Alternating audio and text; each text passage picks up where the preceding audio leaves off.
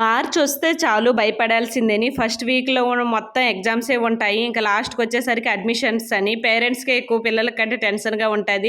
ఫస్ట్‌లో ఎగ్జామ్స్, ఇంకా లాస్ట్‌లో అడ్మిషన్స్ కోసం అనమాట. మార్చ్ మొత్తం టెన్షన్ పడుతూనే ఉండాలి. ఇంక పిల్లలకైతే రిజల్ట్స్ వచ్చేసాయి కదా! ఈరోజైతే స్కూల్‌కి వెళ్ళాము జాయిన్ చేసేద్దామని చెప్పేసి. నేనైతే ఈరోజు ఆల్రెడీ లీవ్‌లో ఉన్నాను కాబట్టి, ఇదే రోజు అడ్మిషన్ చేసేయాలనైతే వచ్చామనమాట స్కూల్‌కి. బాబయితే ఇప్పుడు సెకండ్ క్లాస్ కాబట్టి, వాడికి కావాల్సిన బుక్స్ అన్నీ కూడా తీసుకొని పిల్లలకి మార్చ్‌లో స్కూల్ అంటారు తప్ప, మార్చ్ మొత్తం మా పిల్లలకైతే హాలిడే ఉంటది. ఈ ఒడిశాలోనే ఇంతే అనమాట. ఫస్ట్ వీక్ మొత్తం 10 వరకైతే ఎగ్జామ్స్ కంప్లీట్ చేసి మిగతాదంతా హాలిడేస్ ఇచ్చేస్తారు. పిల్లలకి ఇదంతా ఇది కౌంట్ లేని హాలిడేస్ అనమాట. ఇగోటి మొత్తం కొనేసి ఇంకైతే వెళ్ళిపోతా ఉన్నాము. ఈ రోజటి నుండి మా బాబుకైతే అంత లగేజ్ బ్యాగ్ అయితే ఉంటది.